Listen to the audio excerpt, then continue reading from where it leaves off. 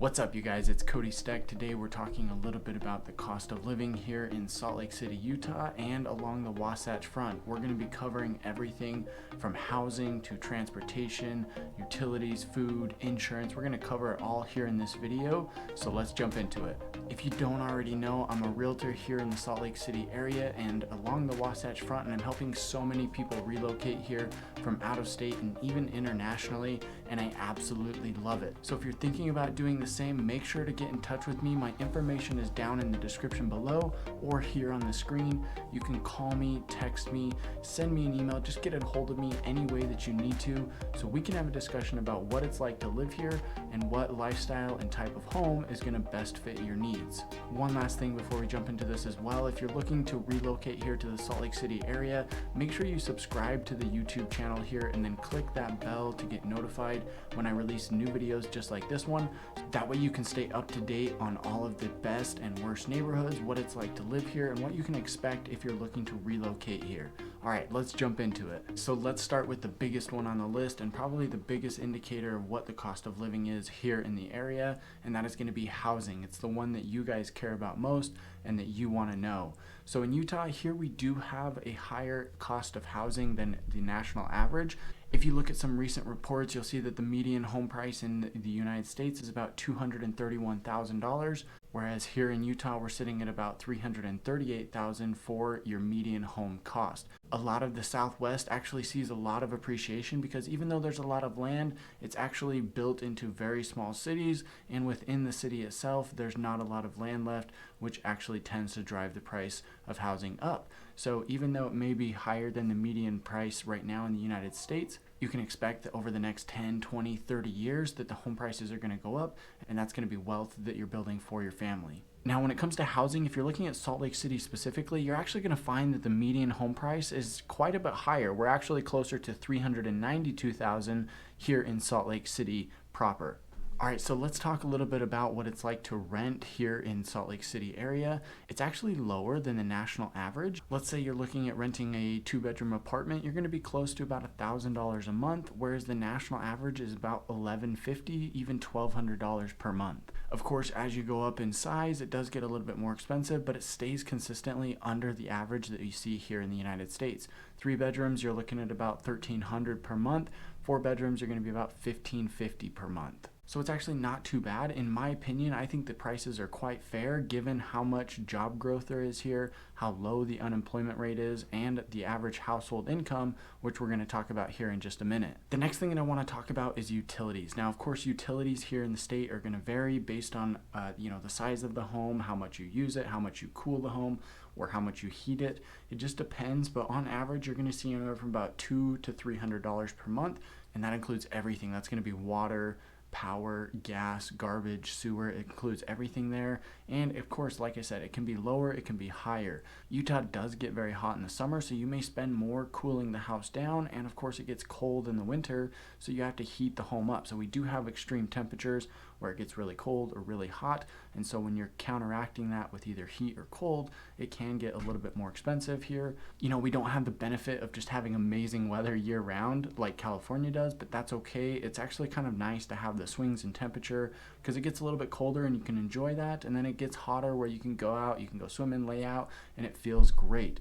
On average, our utilities are actually lower than you'll find on a national average, but you can expect anywhere from about $200 to $300 per month for your average size home and for your average family. You're going to find things like internet right about the national average. I spend about $65 a month for my internet. Of course, you can get faster plans that are a little bit more, and I think you can even get 1 or 2 plans that are a little bit cheaper, closer in that $50 to $60 mark range. All right, so let's talk a little bit about transportation. You do have the Trax line and Front Runner in addition to the local public buses, but those are going to be the main sources of public transportation. They're a great option, especially if you're traveling along the main corridor of I-15. You can use those to get to work very efficiently. You can get a monthly pass for about $100 depending on what service you need. It just depends on what works for you.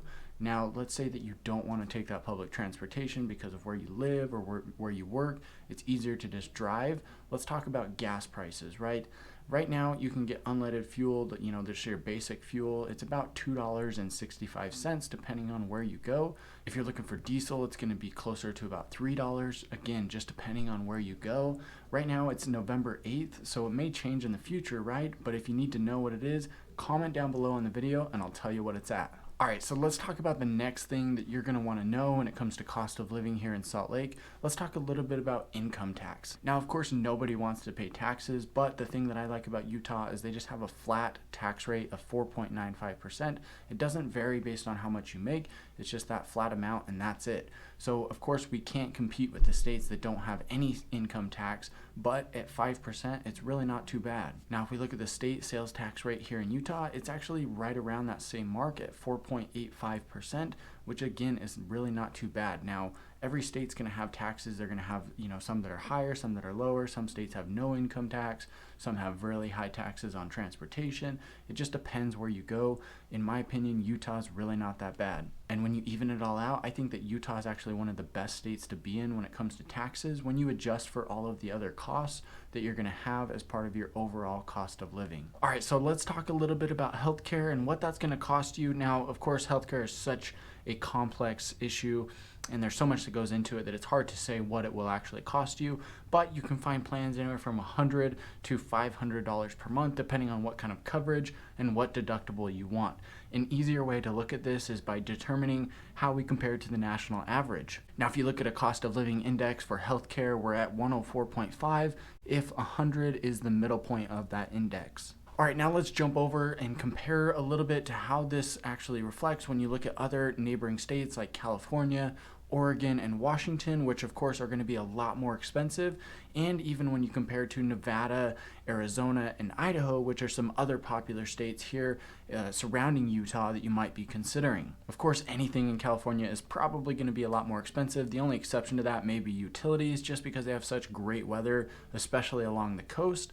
When it comes to Oregon or Washington, of course, those are different markets, and it's hard to compare to those, but on average, they're going to be quite a bit more expensive, especially when it comes to things like taxes, transportation, and housing. Looking at other states, Arizona, Nevada, Idaho, I'd say that they're all relatively close. They all have their pros and cons. They all have some things that are a little bit better and some things that are a little bit worse.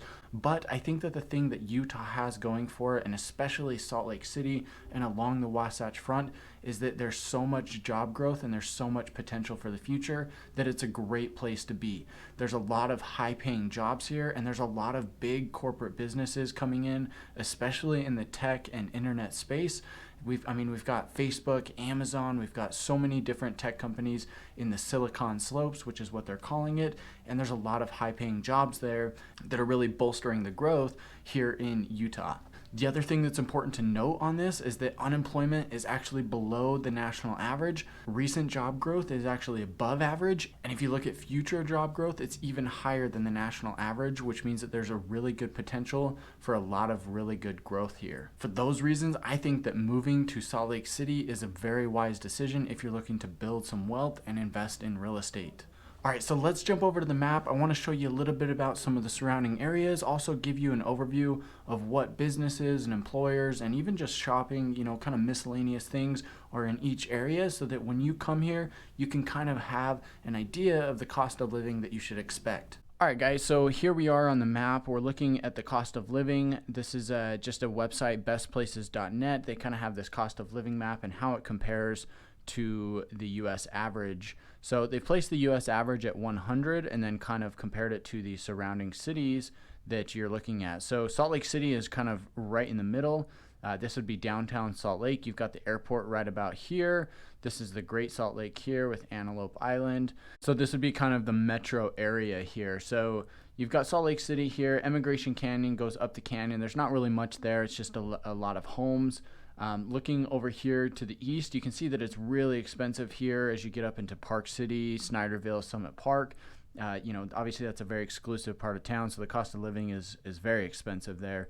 If we come back over to South Salt Lake, Magna, West Valley, and Taylorsville, you can all see that these are relatively low on the scale here. So your cost of living is going to be a little bit lower here. And a big part of this is because of the cost of housing. So if I actually change the map options here to housing, you can see that on average over here in these areas, it's going to be lower, right? If we look at 100, it's kind of that light yellow. So this is about right where it would be.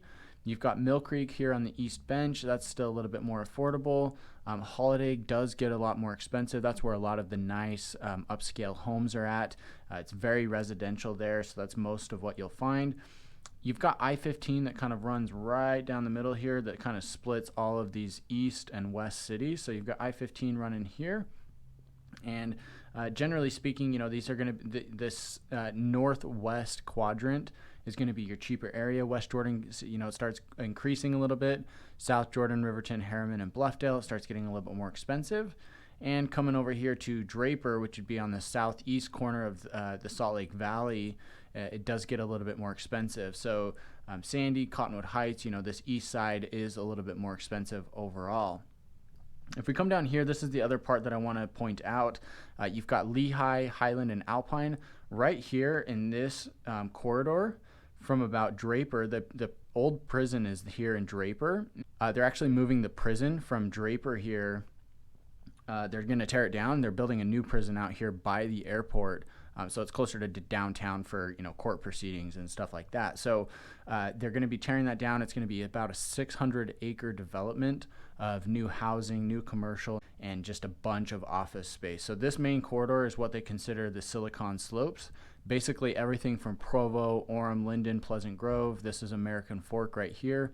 Lehi is, I would say, is kind of the heart of it, and then up into Draper as that old prison site gets developed. So this is really going to be one of the areas that just increases like crazy over the coming years. So looking at the housing map, on average, I think that Lehi, American Fork, and Pleasant Grove are presently undervalued based on what they can actually deliver, with what this is going to look like over the next 10, 15, or 20 years.